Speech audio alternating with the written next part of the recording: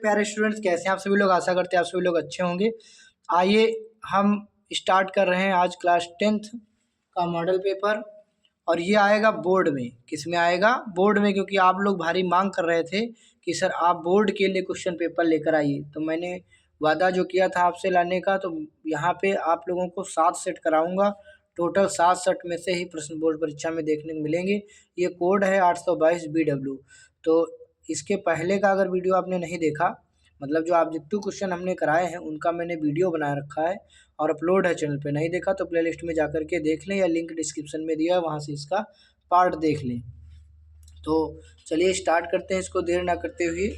यहाँ पर पहला प्रश्न आप सभी साथियों के सामने, यहाँ पर ये देखिए हम सॉल्व कर चुके हैं। एक नंबर, ये 1 नंबर इसको मैंने सॉल्व किया था, इसका आया था साई ने सही जवाब।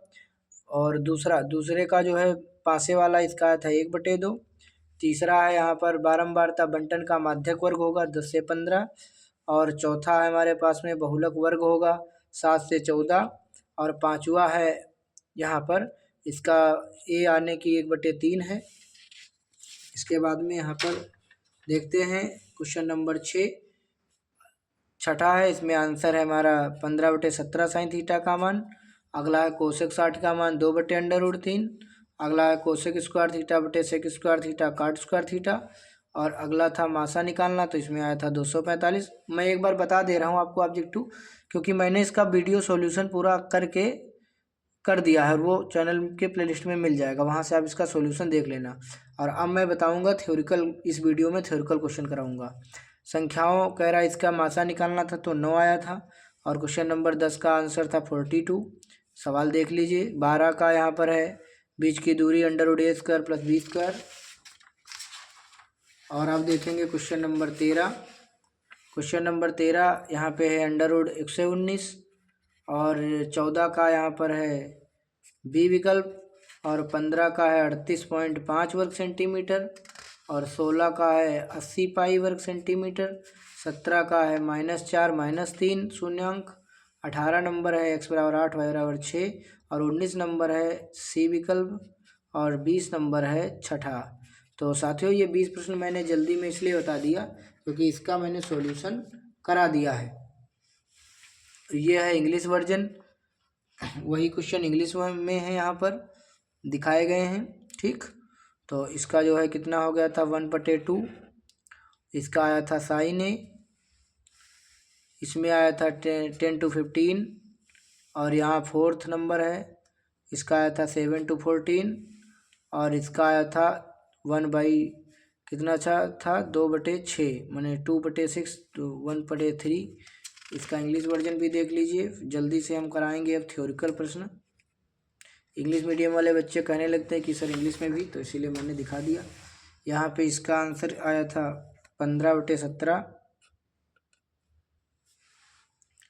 और कोसेक 60 का ए विकल्प था, ये वाला। और इसका आया था कॉट स्क्वायर थीटा। और इसमें मासा आया था 245। और इसमें आया था 3 था कि 9, 1 मिनट, इसमें मैं चेक कर लेता हूँ कितना था। क्वेश्चन नंबर है 9, तो 9 का था 245। और 10 का था 9 यहाँ पे। और 11 LCM और SCF वाले में इसका है आपका 42। और 20 का था ये वाला, मतलब 12 का था ये वाला। और इसके बाद में देखते हैं 13 में था 1/119। और इसमें था बी विकल्प। और इसमें क्वेश्चन नंबर 15 में है 38.5 सेंटीमीटर। और 16 में था 80 पाई। और इसमें था -4 -3। और इसमें था x = 8 और y = 6। और इस वाले में था कौन सा 2 था। और इसमें था लास्ट वाले में 6। Last question number 20। तो इंग्लिश मीडियम वाले भी देख लें फिर। और अब चलिए स्टार्ट करते हैं थ्योरिकल प्रश्नों को। तो देर ना करते हुए सीधे स्टार्ट कर रहे हैं थ्योरिकल प्रश्न। ये आ गया प्रश्न नंबर पहला। कह रहा है, इसमें लिखा है कि भैया सभी भाग कीजिए, सभी भाग हल करना है। पहला है सिद्ध कीजिए 6 माइनस अंडर रूट 2 अपरिमेय है। तो इसको जो है सॉल्व करेंगे। 6 माइनस अंडर रूट 2 एक अपरिमेय है, तो इसको सॉल्व कर रहे हैं। पहला 6 माइनस रूट 2 एक अपरिमेय सिद्ध करना है, तो हम इसको विरोधाभास से लगाएंगे। विरोधाभास से विरोध करेंगे। यहाँ लिखेंगे कि माना 6 माइनस रूट 2 एक परिमेय संख्या है।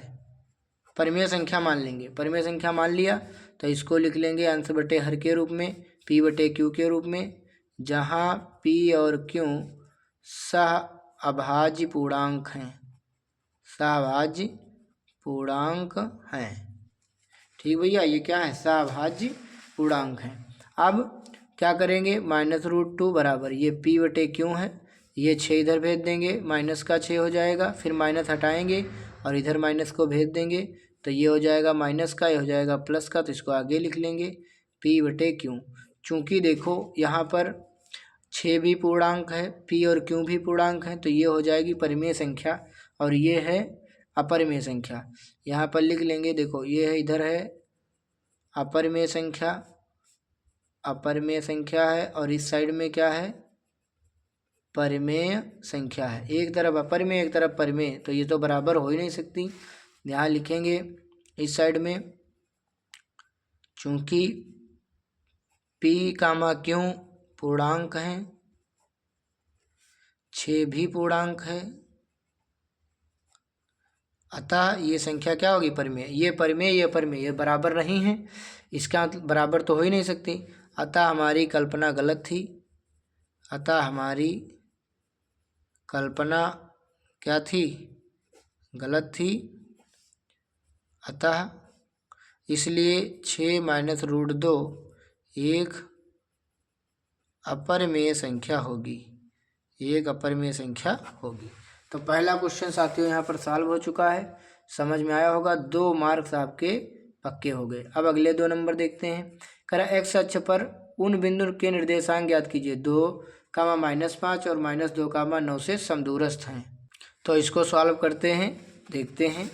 कह रहा है कि एक्स अक्ष पर, तो भैया पहली बात तो ये खाखंड है। एक्स अक्ष पर होता है, याद कर लीजिए, y बराबर 0 और y अक्ष पर होता है x बराबर 0। तो कह रहा कि यहाँ पर एक पॉइंट ए मान लेते हैं और एक पॉइंट यहाँ पर बी मान लेते हैं। यहाँ पर कोई बिंदु P है जो इसका मान है 2, -5 और इसका है -2, 9। और यहाँ पर जो बिंदु है, देखो x अक्ष पर y का मान तो 0 होगा और x का मान लेते हैं, कुछ भी मान लेते हैं। ठीक, यहाँ पर क्या कह रहा था कि इससे समदूरस्थ है। x अक्ष पर उस बिंदु के निर्देशांक हमको ज्ञात करना है इसके, तो इसका हम x ही मान लेते हैं। ये x हो गया, x, 0। अब हमको इसी के निर्देशांक निकालना है। देखो तो समदूरस्थ हैं। ठीक, x अक्ष पर कह रहा है कि एक, समझो सवाल को, x अक्ष पर उस बिंदु के निर्देशांक ज्ञात कीजिए जो इतने इतने से क्या है? समदूरस्थ, माने समान दूरी पर है। तो चाहे तो हम दूरी वाला फार्मूला लगा दें, ठीक, तो भी निकल आएगा इसका मान। और चाहे तो देखो समदूरस्थ यानी जितनी दूरी इधर की है उतनी दूरी इधर की, यानी ये मध्य बिंदु हुआ। तो यहाँ पर लिख देंगे, चूंकि P जो है AB का मध्य बिंदु है, मध्य बिंदु है। क्यों? क्योंकि समान दूरी पर है। तो इसका निकालना है हमको, इसका x का मान। तो x का मान क्या निकलेगा? x का मान निकलेगा, मैंने पहले ये x1 है, ये y1 है, ये x2 है, ये y2 है। तो x1 + x2 बटे 2, मैंने पहले वाले को जोड़ के आधा कर दीजिए। तो x1 का मान कितना है? 2 और x2 का मान कितना है? -2 और बटे कितना? 2। तो ये 2 में से 2 जाएगा, कितना बचेगा? 0/2, यानी आएगा 0। कितना आ जाएगा? 0। तो यहाँ पर भी क्या आएगा? 0 आएगा। ये x अक्ष पर उस बिंदु के निर्देशांक ज्ञात कीजिए जो इतना इतने से समदूरस्थ है। ठीक, तो यहाँ पर x का मान क्या आ चुका है? 0 और y बराबर तो पहले से 0 होगा क्योंकि x अक्ष पर है, तो x अक्ष पर y बराबर 0 होगा। तो इस तरीके से इसका आंसर हो जाएगा गलत, क्योंकि x का मान ही यहाँ पे 0 आ गया, जो कि गलत है। तो फिर इसको दूसरे तरीके से लगाएंगे, 2 बिंदुओं के बीच की दूरी लगाएंगे। तो यहाँ पर AP बराबर BP, तो यानी यहाँ पर लिखेंगे ए पी स्क्वायर या ए पी बराबर बी पी। तो फिर यहाँ क्या होगा, अंडर रूड, यहाँ इसके बीच की दूरी निकालेंगे तो क्या होगा, 2 मतलब x माइनस 2 का होल स्क्वायर, x माइनस 2 का स्क्वायर प्लस 0 माइनस 5 करोगे तो प्लस का 5 हो जाएगा का स्क्वायर बराबर, इस साइड में क्या होगा, x माइनस 2 करोगे तो कितना हो जाएगा, x प्लस 2 का स्क्वायर और प्लस 0 माइनस 9 करोगे तो माइनस 9 का होल स्क्वायर। इसको सॉल्व करेंगे, दोनों पक्षों का वर्क कर देंगे। यहाँ पे दोनों पक्षों का वर्ग करने पर, दोनों पक्षों का वर्ग करने पर वर्ग कर दीजिए तो ये अंडर रूट हट जाएगा, ये हो जाएगा x माइनस 2 का होल स्क्वायर प्लस 5 25 बराबर x प्लस 2 का होल स्क्वायर और प्लस 9 9 81। अब सॉल्व करेंगे तो हो जाएगा ए स्क्वायर प्लस 2 दूनी 4 माइनस 2 दूनी 4x प्लस 25 बराबर एक्स स्क्वायर प्लस 2 दूनी 4 प्लस 2 दूनी 4x A square plus B square plus 2ab plus 81। X square से एक्स स्क्वायर कट गया, 4 से 4 कट गया, ये 4x इधर ही रखो और इस 4x को इस साइड लाओगे तो माइनस का हो जाएगा, ये 81 है, ये 25 इधर जाएगा तो माइनस का हो जाएगा, 11 में से 5 गया 6 बचेगा, 7 में से 2 गया 5 बचेगा, 56 और 4 4 माइनस के 8x 8 7 56, तो x का मान आ गया माइनस का 7। तो यहाँ पर आ गया, ये सही करेक्ट आंसर है। ये इस तरीके से नहीं लगेगा, मध्य बिंदु वाले फार्मूले से दूरस्थ कह रहा था तो दूरी से ही लगेगा, मैंने ए पी बराबर बी पी। ठीक भैया, तो यहाँ पर x का मान आ गया -7, तो उस बिंदु के निर्देशांक क्या होंगे, बिंदु के निर्देशांक होंगे x कामा 0 था तो यहाँ पर x का मान आ चुका है -7 कामा 0, यही हो गया है आंसर। ठीक, अब हम देखते हैं इसका गाखंड। भैया ये 2 नंबर आपके हो चुके हैं पक्के, और अब करते हैं गाखंड। गाखंड क्या है, बिंदुओं इतने इतने मतलब ए और बी को जोड़ने वाले रेखाखंड ए बी को 4 बराबर भागों में विभाजित करने वाले बिंदु के निर्देशांक ज्ञात कीजिए। चलिए देखते हैं इसको। यहाँ भी सवाल को देखते हैं, 4 बराबर भागों में विभाजित करना है। ए का है -2 कामा 2, बी का है 2 कामा 8। तो यहाँ पर क्वेश्चन नंबर गा आ गया और ये चल रहा है पहला प्रश्न। ए पॉइंट हो गया और ये पॉइंट हो गया बी। ए का दिया है -2 कामा 2 और बी का दिया है 2 कामा 8। अब देखो 4 बराबर भागों में बांटना है तो यहाँ पर इस तरीके से बना लेंगे, 1 2 3, 4 भागों में बांटना है तो यहाँ पर 3 जगह बांटना था। चलो इस बी पॉइंट को यहाँ कर लेता हूँ, 2 कामा 8 को, ये हो गया 4 भाग, 1 भाग 2 भाग 3 भाग 4 भाग। और यहाँ पर कुछ नाम दे देता हूँ, पी क्यू और आर, पी क्यू आर नाम दे दिया। और इनके बिंदु के निर्देशांक मान लेंगे, इसके मान लेते हैं x कामा वाई, इसके मान लेते हैं t कामा यल, और इसके मान लेते हैं r के, इसके भी मान लेते हैं कुछ। ठीक, r के पॉइंट मान लेते हैं m कामा n। और अब इनके सबके पॉइंट हम निकालेंगे। तो कैसे निकालेंगे देखेंगे। पहले P पॉइंट के लिए, बिंदु P के लिए, बिंदु P यानी x कामा वाई के लिए, ठीक, इसके लिए निकालेंगे। तो कैसे निकलेगा, देखो ये जो है 1 भाग इस साइड में है और 3 भाग इस साइड में है, 1 2 3, तो इसको अनुपात क्या होगा, 1:3 होगा, यानी ये हो गया m1, ये हो जाएगा m2। ठीक, और ये पॉइंट हो गया अपना, ए पॉइंट हो गया -2 कामा 2 और फिर लास्ट वाला बी पॉइंट हो गया 2 कामा 8, और इसको x1 y1 मान लेंगे, इसको x2 y2 मान लेंगे। तो भैया इसको सॉल्व करेंगे, फार्मूला लगाएंगे, यानी बिंदु x के लिए तो क्या होता है formula, m1 x2 plus m2 x1, नीचे m1 प्लस m2, तो इसको लगाएंगे फार्मूला। m1 का मान है 1, x2 का मान है 2, m2 का मान है 3, x1 का मान है -2, नीचे m1 प्लस m2 यानी 1 प्लस 3, तो 2 1 कम 2, 3 दूनी 6, 3 1 4, तो कितना आएगा, 6 में से 2 गया -4/4, 4 4 कट गया, माइनस का 1 आ गया x का मान। इसी प्रकार y वाला पॉइंट निकालेंगे, y बराबर होगा m1 y2 plus m2 y1, नीचे m1 प्लस m2, तो m1 का मान कितना है 1, y2 का मान कितना है 8 प्लस m2 का मान है 3 और y1 का मान है 2, नीचे m1 प्लस m2। 8 एकम 8, 3 दूनी 6, नीचे 3 1 4, 8 6 14, 14/4, 2 दूनी 4, 2 सती 14, तो ये आ गया 7/2, ये आ गया y का मान। तो भैया बिंदु P का निर्देशांक निकल गया, कितना आ गया x कामा y का मान, ये आ गया -1 कामा 7/2, -1 कामा 7/2। अब इसी प्रकार से निकालेंगे किसका, Q के लिए, बिंदु Q के लिए T कामा L। तो यहाँ पर देखेंगे बिंदु P Q के लिए,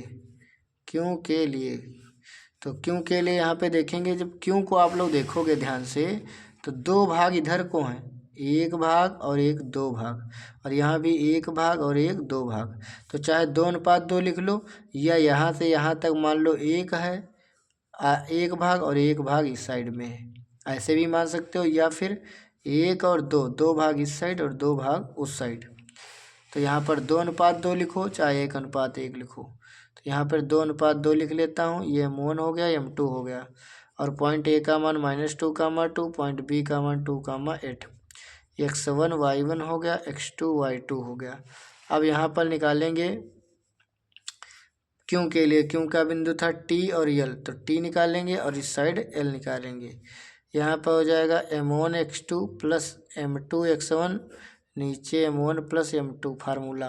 तो m1 का मान कितना है 2 और x2 का मान कितना है 2, m2 का मान 2 है और x1 का मान कितना है -2, नीचे m1 प्लस m2। तो यहाँ पर 2 दूनी 4 माइनस 2 दूनी 4/4, तो ये तो आ जाएगा 0, क्योंकि 4 में से 4 जाएगा 0। इसी प्रकार यल का देखेंगे, m1 y2 plus m2 y1, नीचे m1 प्लस m2। तो m1 का मान कितना है 2 और y2 का मान है 8, m2 का मान है 2, y1 का मान है 2, नीचे 2 + 2, तो 8 दूनी 16 और 2 दूनी 4, नीचे भी 4, 16 4 20/4, तो 4 पंचे 20, तो यल का मान आ गया 5। तो जो बिंदु बना वो बिंदु क्या बन गया, क्यों बिंदु बन गया 0,5, 0,5, ये दूसरा बिंदु हमारा आ गया। अब तीसरे पॉइंट के लिए देखेंगे आर के लिए। तो आर के लिए देखो 1 2 3 पार्ट यहाँ तक हो गए, 1 भाग 2 भाग 3 भाग इधर और 1 भाग इधर, 3:1 बनेगा। तो इसके लिए देखते हैं, यहाँ लिखेंगे बिंदु आर के लिए, बिंदु आर को m और n माना है, के लिए देखिएगा ए पॉइंट कितना था -2,2, बी कितना था 2,8, और अनुपात कितना बन गया था 3:1, m1 और m2। यहाँ पर हम एक तरफ लिखेंगे m और एक तरफ लिखेंगे n। m में m1 x2 plus m2 x1 बटे m1 प्लस m2, यहाँ मान रखेंगे। m1 का मान है 3, x2 का x1 y1 x2 y2, x2 का मान है 2 प्लस m2 का मान है 1, x1 का मान है -2, नीचे m1 प्लस m2, 3 दूनी 6 -2, नीचे 3 1 4, 6 में से 2 गया 4/4, 4 कट गया 1 आ गया, यानी m बराबर आ गया 1। इसी प्रकार n बराबर m1 y2 plus m2 y1, नीचे m1 प्लस m2, m1 का मान है 3, y2 का मान है 8, m2 का मान है 1 और y1 का मान है 2, नीचे m1 प्लस m2, तो 3 × 24 प्लस 2 कम 2, नीचे 4, 24 2 26/4, 2 दूनी 4, 13 दूनी 26, तो ये आ गया 13/2, 13/2 आ गया। तो ये आ गया n का मान। तो हमारे पास में इसका r का पॉइंट आ गया क्या 1,13/2, 1,13/2। तो तीनों के आंसर हमारे पास आ चुके हैं। तो यहाँ पर तीनों आंसर आप लोग देख सकते हो आ चुके हैं। अब इसी सवाल को देखेंगे ट्रिक के माध्यम से। ट्रिक के माध्यम से जो मैं पहले ही बता रहा था कि उस तरीके से भी लग सकता है। जैसे हमने क्या किया, ये बिंदु मान लिया ए और ये हो गया हमारा बी पॉइंट। ठीक, अब हम ध्यान देंगे कि हमको 4 भागों में इसको बांटना है भैया। कितने भागों में बांटना है? 4 भागों, क्योंकि 2 नंबर का सवाल था और इतनी बड़े तरीके से आप लोग लगाओगे तो परीक्षा में फिर बहुत देर हो जाएगी 2 नंबर के सवाल के लिए। ये जो 2 नंबर का सवाल है, अगर इसको इतनी देर में लगाओगे तो थक जाओगे। तो चलो इसको कैसे सॉल्व करेंगे। देखो ये हो गया -2, 2, ये हो गया 2, 8। अब हमें PQR मतलब देखो 4 भाग बन गए, 1 भाग, 2 भाग, 3 भाग, 4 भाग। तो ये बिंदु बने PQ और R। अब मुझे निकालना है इन तीनों के मतलब बिंदु निकालना है। देखो ये बीचों बीच में पड़ गया, 2 भाग इधर हो गए और 2 भाग इधर हो गए, तो ये मध्य बिंदु ही तो हुआ। मध्य बिंदु का फार्मूला क्या होता है, x1 + x2/2, मतलब इसको जोड़ लो और आधा कर दो। तो 2 में 2 जुड़ेगा माइनस का तो 0 हो जाएगा, तो 0 का आधा भी 0 रहेगा। फिर 2 और 8 कितना हो जाएगा, 10, और 10 का आधा 5, तो ये निकल गया। अब ये वाला पॉइंट इन दोनों के बीच में है, तो इसको जोड़ के आधा कर लो। तो 0 और -2 पहले वाले को जोड़ लो तो -2 आएगा, और -2 का आधा कितना आएगा, -1 आएगा। और फिर 5 और 2 जोड़ोगे तो 7, 7/2। देखो वही आंसर आ गया पी का, और क्यू का भी वही आ गया। अब ये जो बिंदु है वो इनके बीच में है, यानी 2 में 0 जोड़ोगे तो 2 होगा, और 2 का आधा 1 होगा। 5 में 8 जोड़ोगे 13, और 13 का आधा होगा 13/2। वही आंसर इस तरीके से भी आ गया। इसीलिए मैं उस पहले वाले सवाल को इसी विषय लगा रहा था, लेकिन जो है इस विषय उसका आंसर नहीं आया था, तभी फिर मैंने इसको बड़े वाली विषय बताया। फिर मैंने दिमाग लगाया और इस तरीके से भी आपको शॉर्ट तरीके से बता दिया, ठीक। लेकिन अगर आपको परीक्षा में लगाना होगा तो आप लिखेंगे कि बिंदु क्यों के लिए फार्मूला लगाएंगे, इस तरीके से इसको करेंगे, ठीक।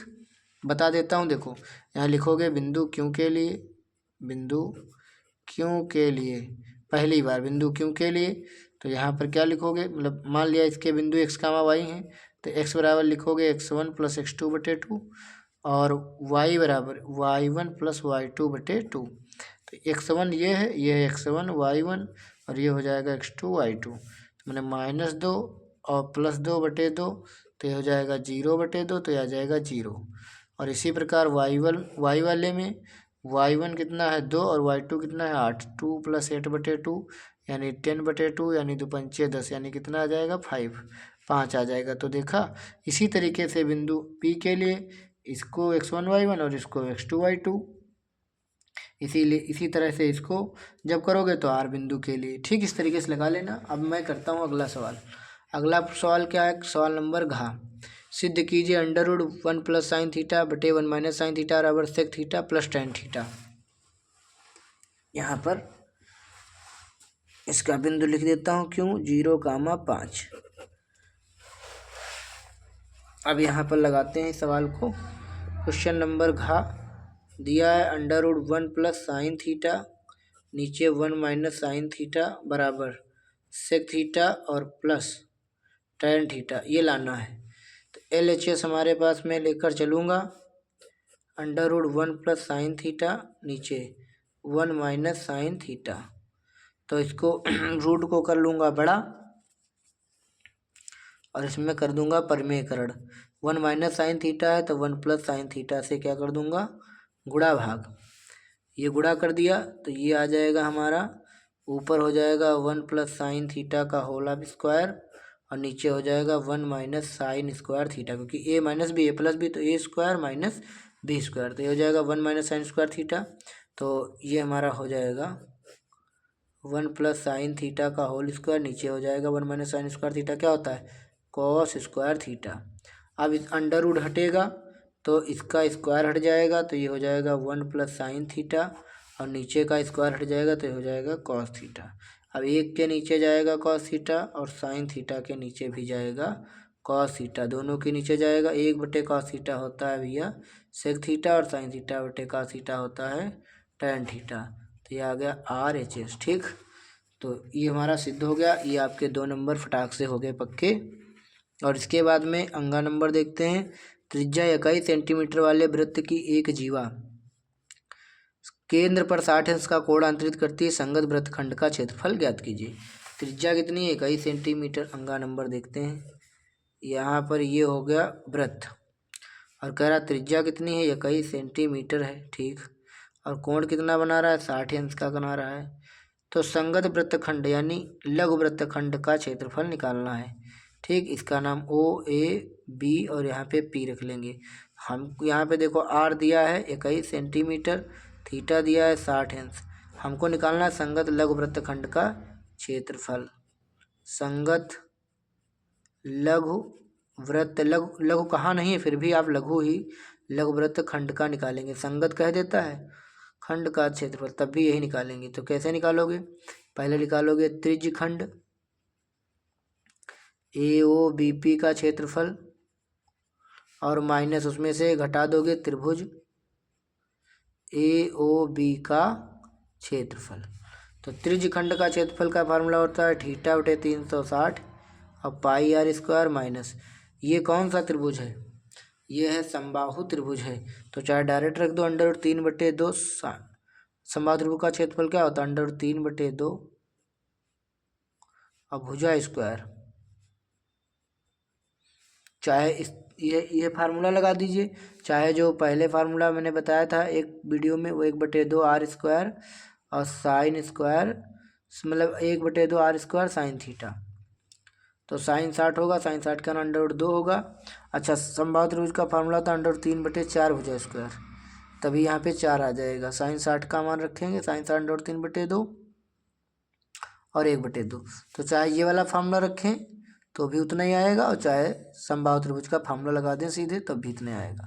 तो थीटा का मान कितना है 60, 60/360 और पाई का मान कुछ नहीं बताया तो 22/7 रख लेंगे, और r स्क्वायर 21/21 माइनस √3/4 और भुजा स्क्वायर यहाँ भी 21/21। अब इसको सॉल्व करेंगे, 0 से 0 गया, 6 छाक 36 गया,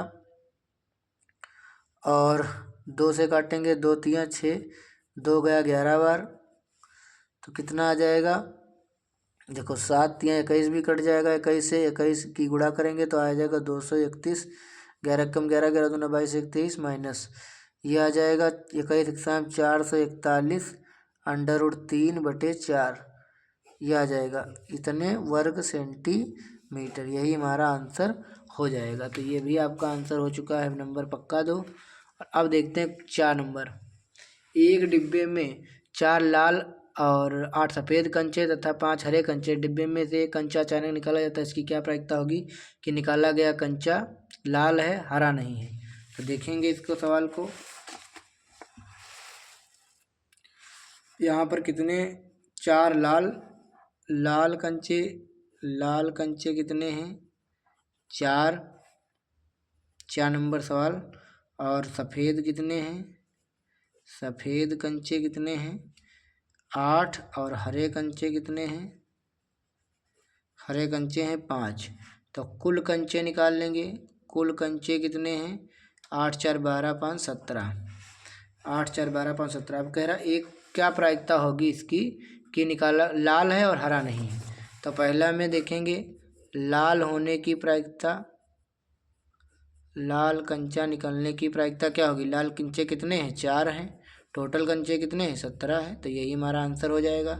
और दूसरा कह रहा हरा नहीं है, हरा नहीं निकालने की प्रायिकता, तो हरा ना निकालो, हरा छोड़ दो, फिर लाल सफ़ेद जोड़ लो, कितने 8 4 12 और 12/17, ये इसका आंसर हो गया, लग गया।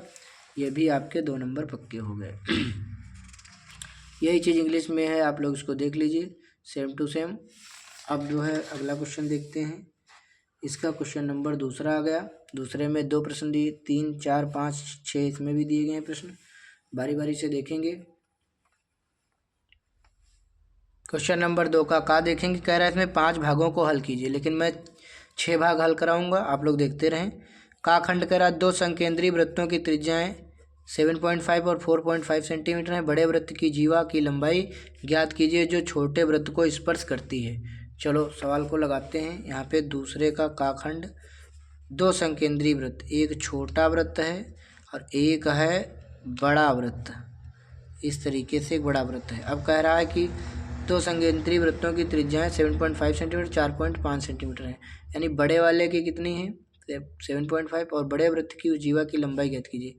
बड़े वृत्त की जीवा की लंबाई ज्ञात करना है, और यहाँ पर देखेंगे छोटे वृत्त की त्रिज्या कितनी है 4.5 और बड़े वृत्त की कितनी है 7.5, यहाँ पर 7 लिखा है 7.5 ठीक, और इसकी 4.5। तो बड़े वृत्त की जीवा की लंबाई निकालना, देखो ये 90 डिग्री बनेगा, ओ इसका नाम ए, इसका नाम बी और इसका नाम पी दे देंगे। इसको सॉल्व करते हैं। देखो यहाँ पर ओ पी बराबर 4.5 सेंटीमीटर छोटे वृत्त की ये त्रिज्या है, और ओ ए ये बड़े वृत्त की त्रिज्या है 7.5। ठीक, ये छोटे वृत्त की त्रिज्या है और ओ ए बड़े वृत्त की त्रिज्या है। अब हमको इतना निकालना है पहले, तो इसमें लिखेंगे चूंकि समकोण त्रिभुज ओ पी ए में पाइथागोरस की प्रमेय लगाएंगे तो कर्ण का वर्ग, भाई ये कर्ण है 7.5, कर्ण का वर्ग बराबर लंब का वर्ग और प्लस आधार का वर्ग यानी ए पी का वर्ग। तो इसका वर्ग करोगे तो पचम 25 और 7 के आगे 8 आता है, 8 सती 56, 56 25 आएगा, इसका पचम 25, 4 पंचे 20 प्लस ए पी स्क्वायर। अब इसको इधर लाएंगे तो घटा देंगे 56.25 माइनस 20.25 और बराबर ए पी स्क्वायर। तो 25 में से 25 गया, डबल जीरो आ गया, और 6 में से जीरो गया 6, 5 में से 2 गया 3, 36 आ गया। मैंने दशमलव के बाद जीरो का तो कोई मतलब नहीं है इस, तो यहाँ पर ए पी बराबर कितना आ जाएगा, √36। तो ये ए पी बराबर आ जाएगा 6 सेंटीमीटर, यानी ये आ गई दूरी कितनी, 6 सेंटीमीटर। तो इधर भी तो 6 ही होगी क्योंकि केंद्र से जीवा पर डाला गया लंब जीवा को समविभाजित करता है। तो यहाँ पर लिखेंगे ए पी बराबर बी पी और बराबर 6 सेंटीमीटर। तो ए बी बराबर कितना आ जाएगा, 6 + 6 यानी 12 सेंटीमीटर। तो बड़े वृत्त की जीवा क्या होगी, 12 सेंटीमीटर होगी। ठीक, तो ये हमारा क्वेश्चन जो है लग चुका है। अब देखते हैं इसका छठे का खा खंड। यहाँ पे 4 नंबर आपके पक्के हो गए, और यहाँ पर अब आकृति में देखो दिया है और ये सिद्ध करना है। तो इसको मैं यहीं इसी पेज पे लगा देता हूँ। देखो क्यू आर बटे क्यू एस, और ये दिया हुआ है क्यू टी बटे, देखो क्यू आर चित्र दिख रहा होगा, 1 मिनट, क्यू आर मतलब इतनी दूरी, क्यू आर इसके से दिखा देता हूँ, ये है क्यू आर, क्यू आर इतनी दूरी, और बटे कितना है क्यू एस, माने क्यू आर बटे क्यू एस माने इतनी दूरी। ठीक, इसके बाद में क्यू टी माने ये बड़ी वाली, तो फिर बटे में कौन सी होनी चाहिए, पी क्यू होनी चाहिए, लेकिन इसमें दी कौन सी है, पी आर दी हुई है, तो होनी चाहिए थी पी क्यू। और दिया है कोण 1 जो है कोण 2 के बराबर है। तो अब इसको सॉल्व करेंगे कैसे, यहाँ पे लिख लेंगे कौन सा त्रिभुज लेंगे। देखो एक तो हमारे पास में क्यू आर दिया है, क्यू आर बटे क्यू एस, एक तो बड़ा त्रिभुज लेंगे टी क्यू आर, त्रिभुज टी क्यू आर व पी क्यू आर में, हाँ पी क्यू व त्रिभुज पी क्यू आर में। देखेंगे क्या है यहाँ पर समस्या। देखो त्रिभुज जो पी क्यू आर है, त्रिभुज क्या है पी क्यू आर, तो इसमें क्या है कोण 1 कोण 2 के क्या है बराबर है। तो जब कोण बराबर होते हैं तो कोण के सामने की भुजा भी क्या होती है, बराबर होती है। तो सबसे पहले तो यही लिख लेंगे कि त्रिभुज पी क्यू आर में कोण 1 बराबर कोण 2 है, कोण 1 कोण 2 के बराबर है।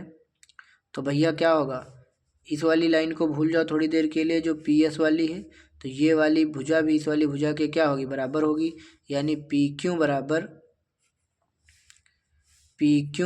यहाँ पर क्या होगा, पी क्यू बराबर पी आर होगा। क्यों, क्योंकि समान कोणों की संगत भुजाएं बराबर होती हैं, माने कोण बराबर हैं तो भुजाएं बराबर होंगी, भुजाएं बराबर हो तो उनके सामने के कोण बराबर होंगे।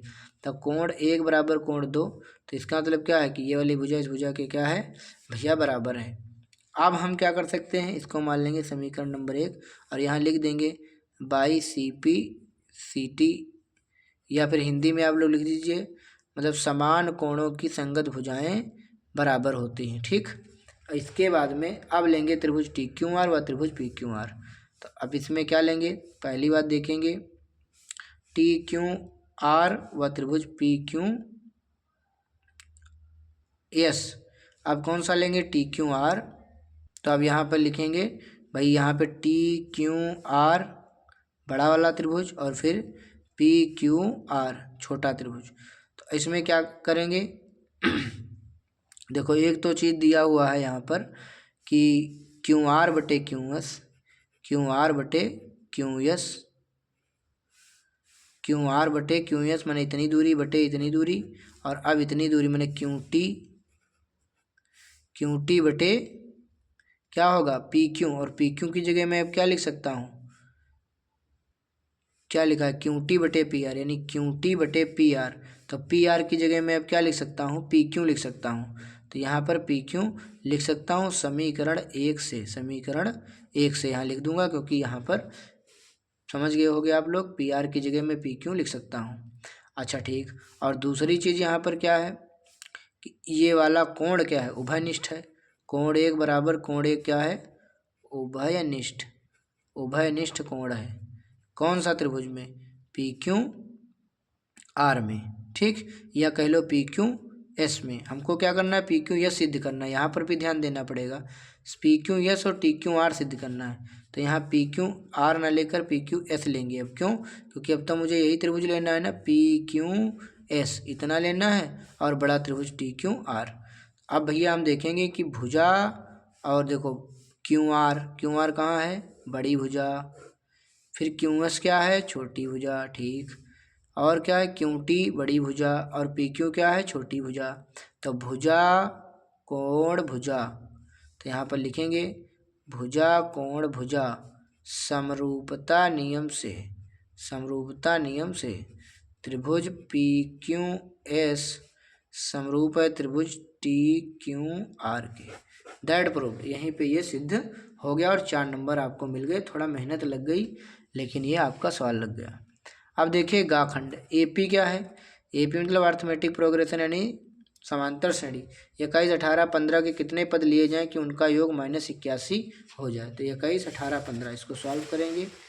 यहाँ पे गाखंड 21, 18, 15 डॉट डॉट डॉट के कितने पद लिए जाएं कि इनका योग जो है, कितने पद लिया जाए इन पदों की इसका योग जो है -81 हो जाए। तो यहाँ पर प्रथम पद देखेंगे 21 है, और सर्वांतर कितना आएगा 18 - 21, माने A2 - A1 तो आएगा -3। अब यहाँ पर एस एन का फार्मूला लगा देंगे, क्या होता है n/2 2a + n-1 × d और बराबर -81। n/2 2a, a का मान है 21 + n-1 और d का मान है -3 बराबर -81। अब ये क्या, ये इसमें से 2 तो कॉमन ले नहीं पाएंगे, ये 2 गुणे में चला जाएगा, और तो ये हो जाएगा 21 दूना 42, और माइनस का 3n गुणा करेंगे, माइनस माइनस प्लस का 3, और ये 2 से इसमें गुणा हो जाएगी, 2 कम 2, 2 ठी 16 -162। और अब इसको सॉल्व करेंगे तो हो जाएगा 42 और 3 हो जाएगा 45 -3n बराबर -162, और ये गुणा करेंगे तो 45n - 3n² बराबर -162। अब ये माइनस का 3n² उस साइड जाएगा तो प्लस का हो जाएगा, 45n भी उधर जाएगा, माइनस का हो जाएगा, और ये तो उधर है ही है -162 बराबर इस साइड 0 बचेगा। अब 3 से 3 अगर कॉमन लेंगे तो 3 कॉमन भी मिल जाएगा, 3 कॉमन ले लेंगे तो 3 15 3 45 और 3 5 15 बचा 1 3 चक्कू 12 बराबर 0। तो 3 भी उधर जाके 0 हो जाएगा। हमारे पास में बचेगा क्या, n² -15n -54 बराबर 0। अब 9 छाक 54, 9 6 15, तो यहाँ आएगा 9n 6n -54 बराबर 0। इसमें n कॉमन ले लेंगे तो n -9 बचेगा, -6 कहाँ ले लेंगे, तो 1 मिनट, ये हो गया 3n, ये हो गया माइनस का, तो था ही माइनस। यहाँ पर जो है क्या हो रहा है, 6 9 54 तो हो रहा है, लेकिन प्लस का 9 इसमें माइनस का 9 आ रहा है, इसलिए ये यहाँ से नहीं लगेगा। फिर दूसरा तरीका इसी में से अपनाएंगे, माने 18 3 भी 54 होता है, तो 18 में से 3 घटाएंगे, 18n + 3n -54 इसका यूज करेंगे। तो यहाँ n कॉमन ले लेंगे तो n - 18 प्लस का 3 कॉमन ले लेंगे तो 18 3 54 बराबर 0। अब करेक्ट आंसर आ जाएगा n - 18 और n + 3 बराबर 0। देखो इसको आगे ले जाओगे तो ये तो माइनस का निकलेगा, इसलिए यहाँ लिखेंगे कि यदि n - 18 बराबर 0 तो n बराबर 18 आएगा, जो कि करेक्ट आंसर होगा। तो इसका मतलब क्या है, कौन सा पद इसमें पूछ रहा था कि कितने पद लिए जाएं, तो भैया इसमें लिए जाएंगे 18 पद। कितने पद लिए जाएंगे, 18, और इसी के साथ 4 नंबर आपके कंप्लीट हो गए। अगला प्रश्न देखते हैं, घाखंड द्विघात बहुपद दिया है कि शून्यांक ज्ञात कीजिए, शून्यांकों तथा गुणांकों के भी संबंध की जांच कीजिए। तो चलिए इसको देखते हैं। द्विघात बहुपद x square plus 10x plus 21। यहाँ पे क्वेश्चन नंबर है घ x square plus 10x plus 21 के शून्यांक ज्ञात कीजिए और शून्यांकों तथा गुणांकों के संबंध। तो देखो यहाँ पे इसको सॉल्व करेंगे। 7 3 21 और 7 3 10, 7x प्लस 3x और प्लस 21। तो यहाँ कामन ले लेंगे, x प्लस 7 हो जाएगा। 3 कामन ले लेंगे, 3 7 21, x प्लस 7 और x प्लस 3। तो यहाँ पर क्या करेंगे, शून्यांक ज्ञात करने के लिए शून्यांक ज्ञात करने के लिए x square plus 10x plus 21 बराबर 0 या x प्लस 7 और x प्लस 3 बराबर 0। तो यहाँ लिख लेंगे यदि x प्लस 7 बराबर 0 तो x बराबर आएगा -7। यदि x प्लस 3 बराबर 0 तो x बराबर आएगा -3। तो दो हमारे पास शून्यांक आ गए, -7 का -3। तो यहाँ पर जांच करेंगे। माना दो शून्यांक अल्फा व बीटा है, तो अल्फा बराबर -7 और बीटा बराबर -3। ठीक, अब हम क्या करेंगे, शून्यांकों का योगफल करेंगे तो -b/a होता है और एक तरफ करेंगे शून्यांकों का गुणनफल c/a होता है। अल्फा का मान है -7 और बीटा का मान है -3 और इधर -b। अब देखो b यहाँ पर इसकी जब तुलना करोगे तो a बराबर आएगा 1 एक्स स्क्वायर के गुणे में और b बराबर आएगा 10 और c बराबर आएगा 21। तो इसको ध्यान रखेंगे। तो b का मान है a का मान 1, b का मान 10। यहाँ लिख लेता हूँ, a का मान 1, b का 10 और c का 21। यहाँ पे मान पुट करेंगे, साइड में रख लिया। और -b का मान 10 और a का मान है 1। तो यहाँ पर भी देखो 7 3 -10, इधर भी -10, तो बराबर आ गया। ऐसे ही मूलों का गुणनफल -7 गुणे -3 और इधर c का मान 21 और a का मान 1। ये माइनस प्लस आते हैं, 21 बराबर 21 आएगा, ये भी आ गया। तो यहाँ पर क्या हो गया, इसकी जांच कंप्लीट हो गई, यानी बराबर आ गया। 4 नंबर भैया ये भी आपके पक्के हो गए। अब देखते हैं, किसी फैक्ट्री के 50 श्रमिकों की दैनिक मजदूरी निम्नलिखित सारणी में दर्शाई गई है। श्रमिकों की माध्य दैनिक मजदूरी ज्ञात कीजिए। दैनिक मजदूरी रुपयों में श्रमिकों की संख्या दी हुई है। चलिए इसको सॉल्व करते हैं। तो यहाँ पर हमने सारणी नोट कर लिया। अब मैं लगा रहा हूँ, देखो ये श्रमिकों की संख्या दी। अब मुझे निकालना इसमें माध्य, तो इसके लिए ज़रूरी है x का निकालना, यानी माध्यमान। तो देखो 500 और 520 को जोड़ोगे तो 1020 होगा, 1020 का होगा 510। इसी प्रकार 500 500 1000 हो गया, 1000 का आधा 500 होगा, 40 20 60, 60 का आधा कितना होगा 30, तो 530। इसी प्रकार देखो 500 सब में रहेगा, अब 30 कितना बढ़ा 20, तो 30 20 50 बढ़ेगा इसमें, और इसमें बढ़ेगा फिर 20 20 बढ़ेगा 10, 20 30, 30 20 50, 50 20 70, 70 20 90 यहाँ पर आएगा।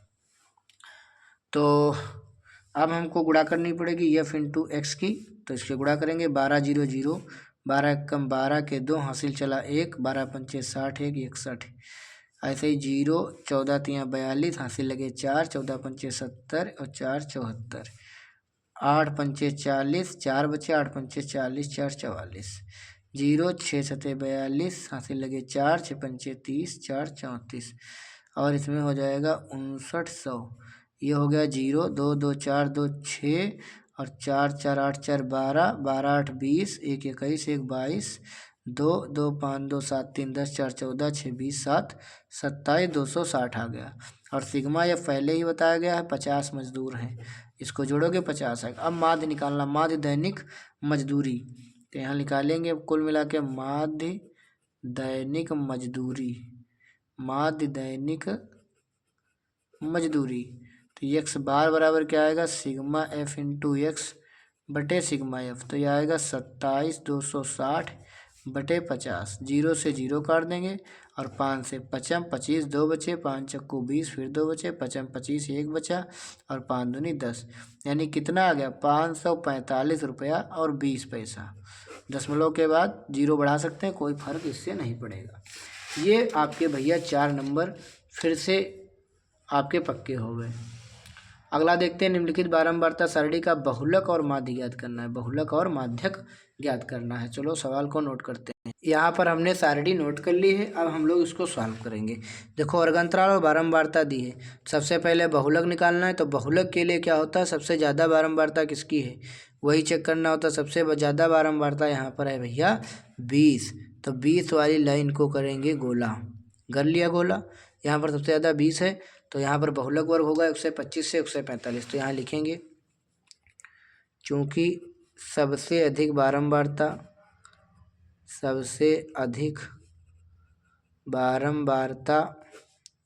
20 है, अतः बहुलक वर्ग 125 से 145 होगा। ठीक, तो यहाँ पर देखेंगे मतलब एल की ज़रूरत पड़ेगी, तो एल कितना हो जाएगा 125। एल मतलब लोअर, यहाँ पर निम्न सीमा 125 हो गई। अंतराल की ज़रूरत पड़ेगी, अंतराल कितना है, तो 20 का अंतराल हो गया 125 और 45 में। और देखेंगे सबसे पहले बहुलक का फार्मूला लिखेंगे। मॉड बहुलक का फार्मूला क्या होगा, L plus F1 minus F0, नीचे 2F1 minus F0 minus F2 और इंटू H, ये वाला फार्मूला लगने वाला है। तो F1 की ज़रूरत पड़ेगी, H तो मैंने लिख दिया। अब देखो ये हो जाएगा F1 और ये हो जाएगा F0 F1 F2, हमको लिखना है F1 F0 और F2। ठीक, तो देखो जो लाइन को गोल किए वो हो जाएगा F1, इसके ऊपर F0, इसके नीचे F2। तो इनके सबके मान लिख लेंगे। यहाँ पर F0 का मान है 13 और F1 का मान है 20 और F2 का मान है 14। ठीक, अब मुझे निकालना है बहुलक, तो बहुलक का फार्मूला रखेंगे। तो यहाँ पे नया पेज ले लेते हैं और यहाँ पर बहुलक का फार्मूला, बहुलक क्या होगा, L plus F1 minus F0, नीचे 2F1 minus F0 minus F2 और इंटू H, इसको लगाएंगे और यहाँ पे सभी मान रख लेंगे। L का मान कितना दिया 125, तो ये हो जाएगा 125 प्लस F1 का मान कितना आया है, F1 का है 20, यहीं पर देख लेंगे। F1 का मान है भाई 20, F0 का मान है 13, नीचे 2, F1 का मान है 20, F0 का मान है 13 और F2 का मान है 14 और इंटू H का मान है 20, अंतराल का है 20। अब सॉल्व करेंगे इसको, तो ये कितना आएगा, ये तो है 125 प्लस 20 में से 13 गया 7, 20 दूना 40 माइनस 4 3 7 और 1 1 2 27 जुड़ जाएगा इंटू 20। तो ये कितना आने वाला है 125 प्लस 7 दूनी 14, 140 बटे 10 में से 7 गया 3, 3 में से 2 गया 13, 13 से इसको भाग करेंगे तो जाएगा कितनी बार, 13 एक कम 13, 1 बचेगा, 0 उतारेंगे, 13 0 0, तब भी 10 ही बचेगा। फिर यहाँ दशमलव लगाएंगे, 100 बढ़ाएंगे, 13 सती 91, तो 10.7 आ रहा है इसको काटने पे, तो 10 जोड़ देंगे तो 135.7 इसका राइट आंसर आ जाएगा बहुलक। और अब मुझे निकालना है बहुलक के बाद में माध्यक, दूसरा निकालना है माध्यक।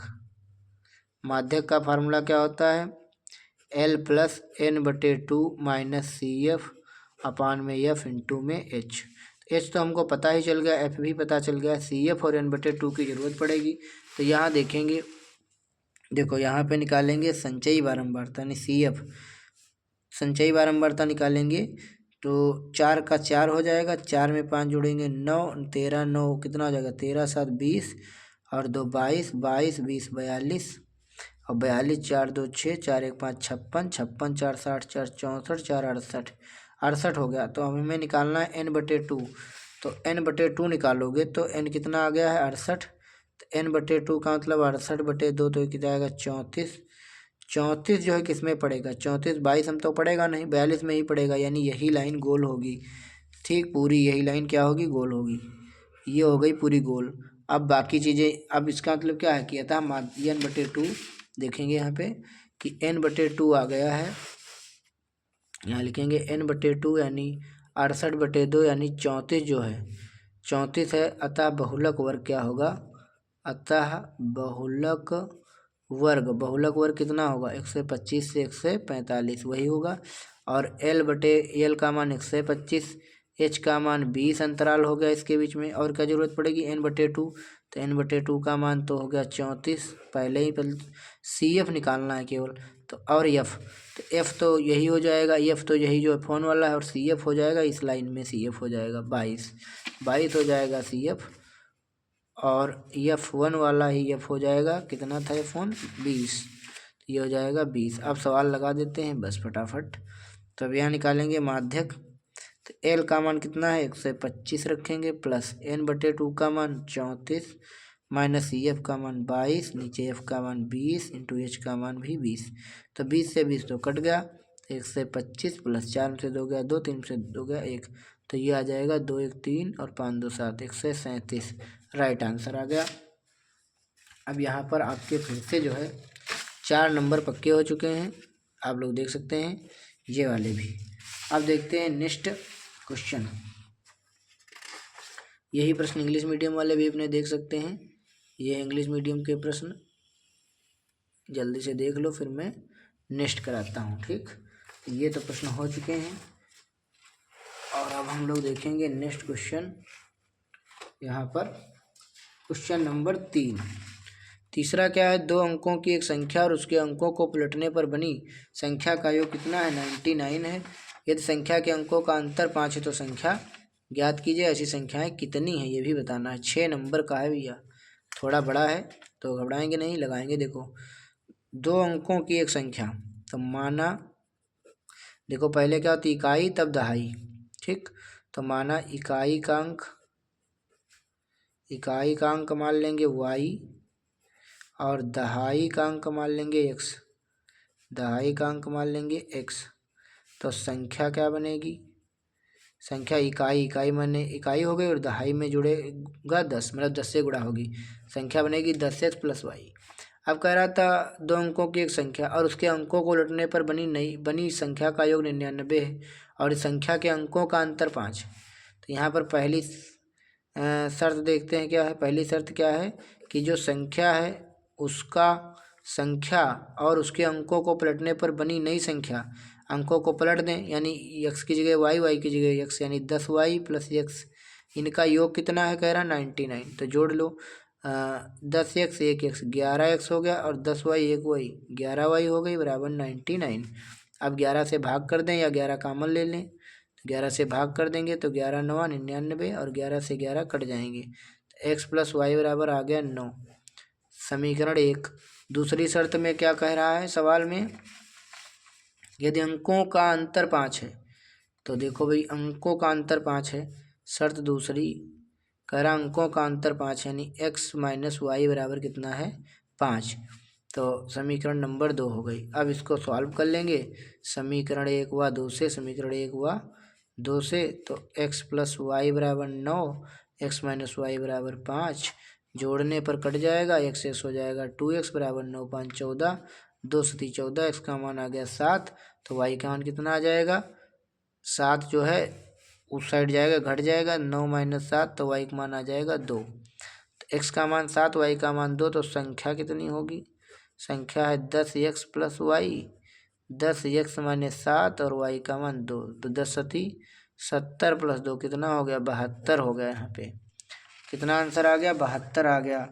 2 अंकों की एक संख्या और उनको ये वाला 6 नंबर आपके पक्के हो गए। लेकिन साथ में ये भी पूछा है कि ऐसी कितनी संख्याएं हैं, तो इसको भी देखेंगे। तो यहाँ पर मैं इसको भी छोड़ रहा हूँ फिलहाल, बाद में देखूंगा। तब तक यहाँ पर देख लीजिए अथवा वाला, एक कुटीर उद्योग एक दिन में कुछ बर्तनों का निर्माण करता है। एक विशेष दिन यह देखा गया कि प्रत्येक नग की निर्माण लागत उस दिन के निर्माण किए गए बर्तनों की संख्या के दुगने से 15 अधिक थी।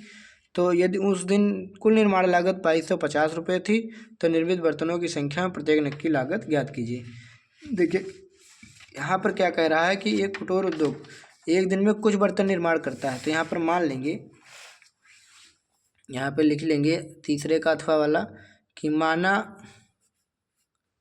एक दिन में निर्मित बर्तनों की संख्या, माना एक दिन में निर्मित बर्तनों की संख्या कितनी है x, और देखा गया कि प्रत्येक नग की मतलब एक नग की निर्माण लागत या एक बर्तन की निर्माण लागत एक बर्तन की निर्माण लागत कितनी निर्माण लागत? निर्माण किए गए बर्तनों की संख्या के दोगुने, बर्तन है x तो इसका दोगुना से 15 अधिक थी, तो 15 जोड़ लेंगे, इतने रुपए। और एक दिन की कुल निर्माण लागत, कुल निर्माण लागत, एक दिन की कुल निर्माण लागत, कुल निर्माण लागत कितनी बनेगी? इसकी गुणा कर देंगे, मतलब जैसे बर्तन है 4, एक बर्तन का दाम है 5, तो 5 चक्कू 20, तो गुणा करेंगे 2x प्लस 15, तो आ जाएगा 2x स्क्वायर प्लस 15x, इतने रुपए। लेकिन प्रश्नानुसार कुछ और ही कह रहा है। प्रश्नानुसार प्रश्न के अनुसार कह रहा है कुल निर्माण लागत, कुल निर्माण लागत कह रहा है 2250 रुपये थी। तो बर्तनों की संख्या में प्रत्येक नग की लागत ज्ञात करना है। तो देखेंगे निर्माण लागत 2x स्क्वायर प्लस 15x बराबर कितना? 2250। अब इसको इस साइड ले लेंगे, प्लस 15x माइनस 2250 बराबर 0। अब 2 से कटेगा तो है नहीं, फिर बहुत बड़ा गुणा जाएगा, तो इसलिए हम इसको लगाएंगे धराचार सूत्र से। तो समीकरण की तुलना ax square plus bx plus c बराबर 0 से करने पर करोगे तो a बराबर आएगा भैया कितना? 2, और b बराबर आएगा 15, और c बराबर आएगा माइनस 2250। अब श्रीधराचार्य सूत्र लगाएंगे, श्रीधराचार्य सूत्र से जल्दी हो जाएगा।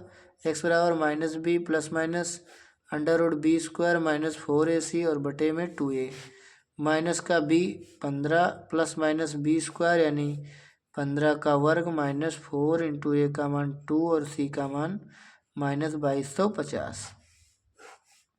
अपान में 2 इंटू 2a का मान माइनस 15 प्लस माइनस 15 हम 225 माइनस माइनस प्लस 4 दूनी 8, 8 0 0, 8 पंचे 40, 4 बचे 8 दूनी 16, 4 20, 2 बचे 8 दूनी 16, 2 18, और ये 2 दूनी 4, तो ये होगा माइनस 15 प्लस माइनस 18,225 हो जाएगा, और नीचे 4। इसका वर्गमूल निकाल देंगे, 25 का 5 होता है और 182, 13 14 की गुणा करोगे तो 182 आएगा, तो 13 चक्कू 52, 13 कम 13 5 18, तो 135 वर्गमूल निकलेगा इसका। और फिर हमारा x का मान क्या आएगा? माइनस 15 प्लस 135 बटे 4 करेंगे तो 5 से 5 गया 0, 13 3 में से 1 गया 2, 120, 5 से 5 गया 0, 3 में से 1 गया 2, 1 में से 120 बटे 4, 4 3 12, तो x बराबर कितना आ गया? 30। और अगर माइनस करेंगे तो माइनस में नेगेटिव उत्तर आएगा जो कि लिया नहीं जाएगा।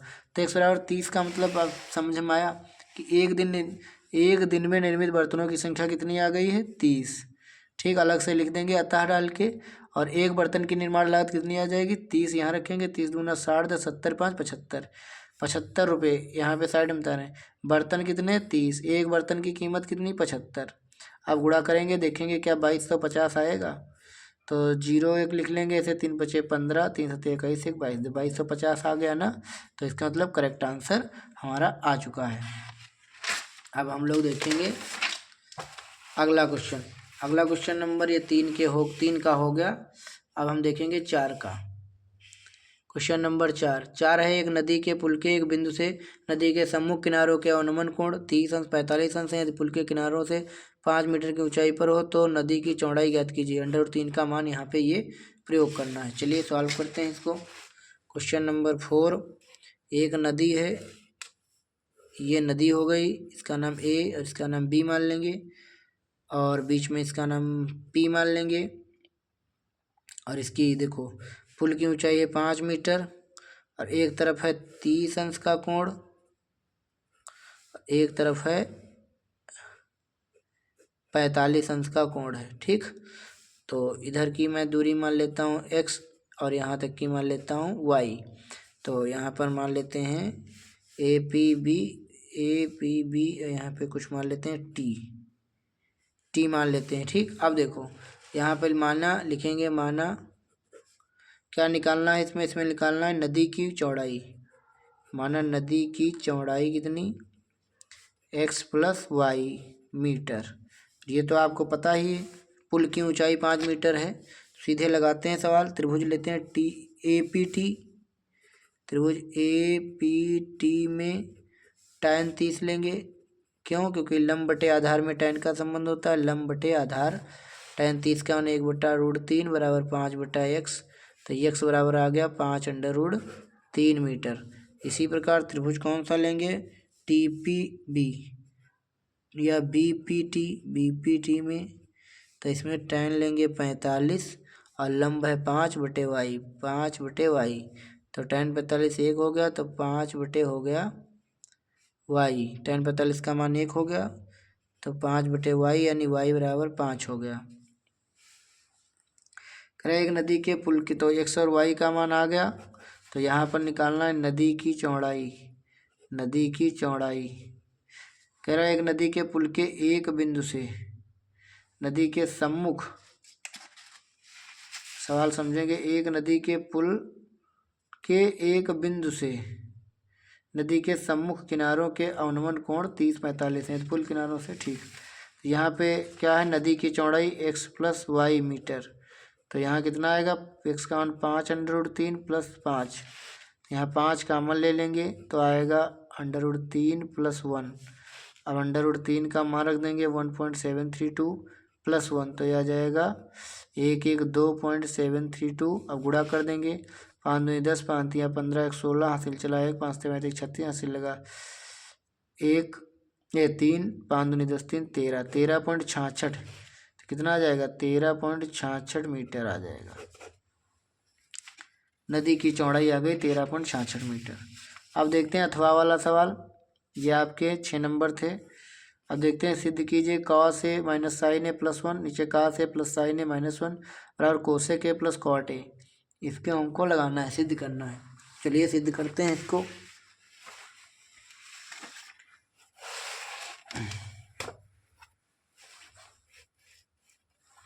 यहाँ पर देख लेते हैं क्या दिया। cos A - sin A + 1, नीचे cos A + sin A - 1 बराबर लाना है cosec A + cot A। LHS लेकर चलते हैं। cos A - sin A + 1, नीचे cos A + sin A - 1, तिरछी गुणा मतलब परिमेयकरण कर देंगे। तो इसको एक में कर लेंगे ब्रैकेट को, cos A + sin A और माइनस दिया था तो +1 से गुणा, cos A + sin A और +1 से गुणा। तो ये क्या हो जाएगा? A + B, A + B मतलब, तो इसका हो जाएगा होल स्क्वायर। या तो फिर सीधे क्या कर देंगे? गुणा कर देंगे। इसकी इससे गुणा करेंगे तो A + B, A - B, तो क्या हो जाएगा? A² - B²। फिर इसकी इससे करेंगे तो cos A - sin A, इसकी इससे करेंगे तो cos A + sin A और 1 1 कम 1, नीचे A - B, A + B, तो हो जाएगा A² - B², तो एक ही रहेगा। देखो यहाँ पर क्या करना है हमको, कुछ कट रहा है, sin A से sin A कट गया और इसको हो गया, ये हमारा हो गया cos² A और ये sin² है, तो इसको एक यहाँ पर लिख लेंगे cos A हो गया, प्लस का 2 cos A और ये एक प्लस का आगे लिख लेंगे, माइनस का लिख लेंगे sin² A। नीचे खोलेंगे तो ये हो जाएगा A² + B² + 2 cos A × sin A - 1 और ये हमारा क्या हो गया? cos² A + 2 cos A और ये क्या है? 1 - sin² थीटा होता है cos² थीटा। ये इतना फार्मूला होता है cos² थीटा और इसका मान होता है 1। तो 1 + 2 sin A × cos A, या 2 cos A × sin A या sin A × cos A और -1 + 1 कट गया। यहाँ हो जाएगा cos² A हो जाएगा 2 cos² A + 2 cos A और नीचे हो जाएगा 2 sin A × cos A। ये कॉमन ले लेंगे 2 cos A, तो बचेगा cos A और +1, नीचे 2 sin A × cos A, 2 cos A cut गया तो क्या बचा? cos A + 1 के नीचे है sin A बचा, तो भैया sin A जाएगा दोनों के नीचे, यानी cos A / sin A और प्लस 1/sin a।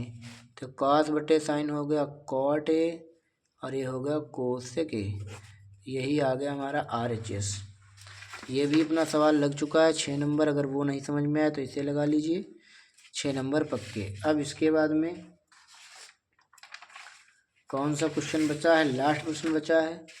दोनों प्रश्न यहाँ पर देखेंगे, क्वेश्चन नंबर 5 के दोनों, मतलब अथवा वाला 5 ही का है। सवाल देखेंगे, लिखा है भुजा 7 सेंटीमीटर वाले घनाकार ब्लॉक के ऊपर एक अर्धगोला रखा हुआ है।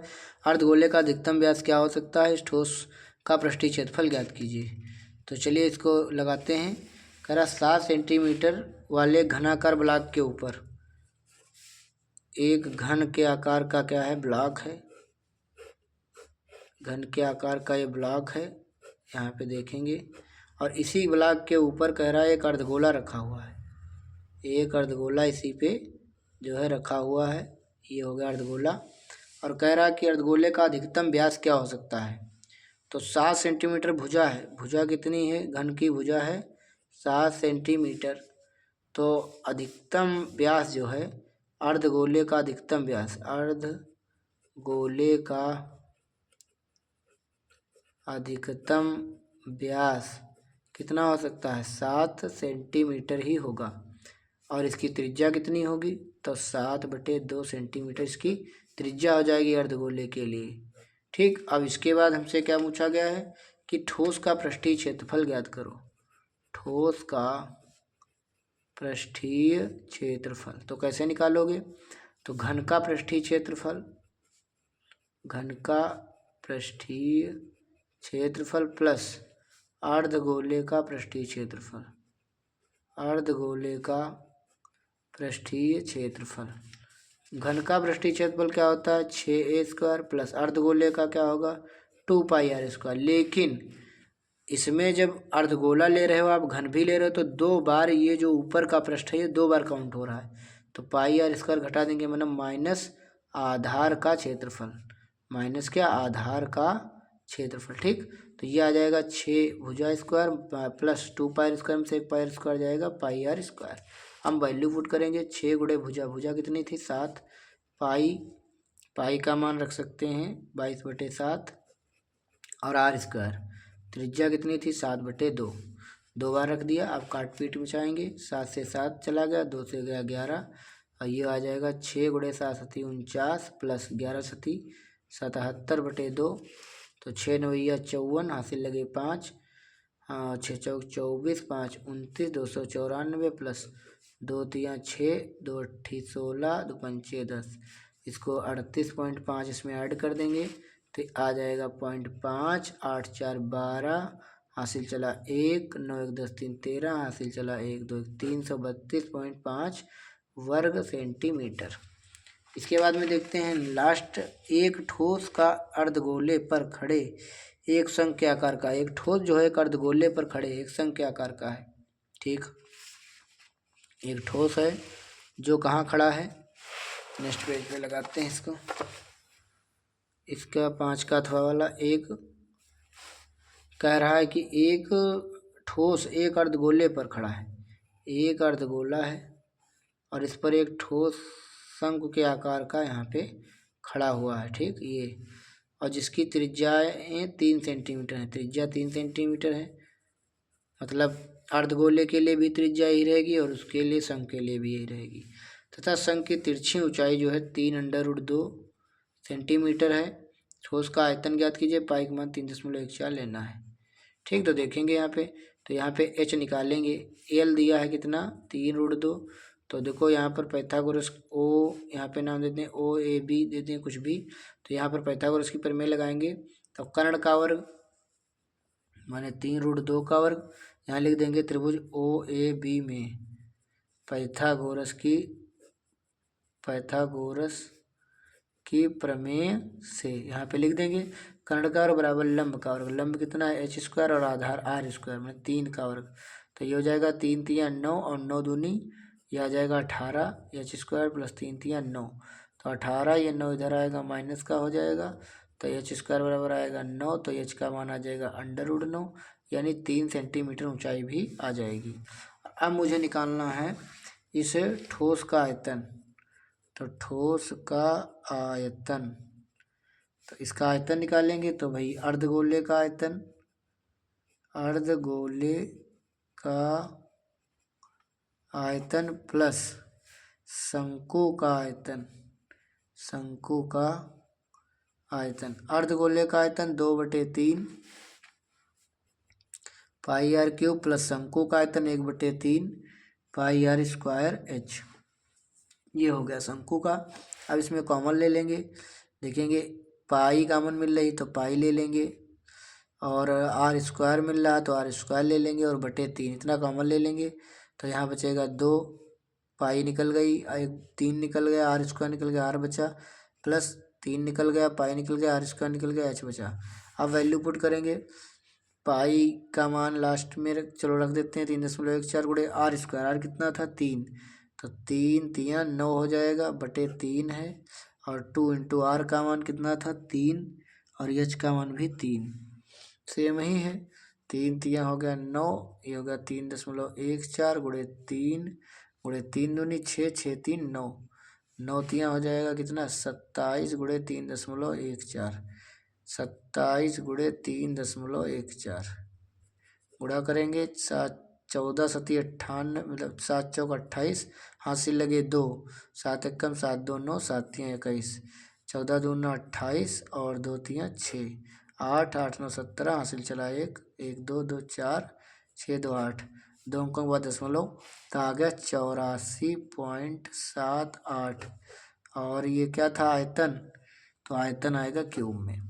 तो साथियों यहाँ पर हमने पूरा पेपर आप लोगों को सॉल्व कराया है। इसी प्रकार के मैं 7 सेट आप लोगों को सॉल्व कराऊंगा। आप लोग लास्ट तक बने रहेंगे हमारे साथ। मिलेंगे आप सभी से नेक्स्ट वीडियो में, तब तक के लिए धन्यवाद, take care, bye bye, thank you. Video अच्छा लगा तो लाइक सपोर्ट अपना बनाए रखें, धन्यवाद।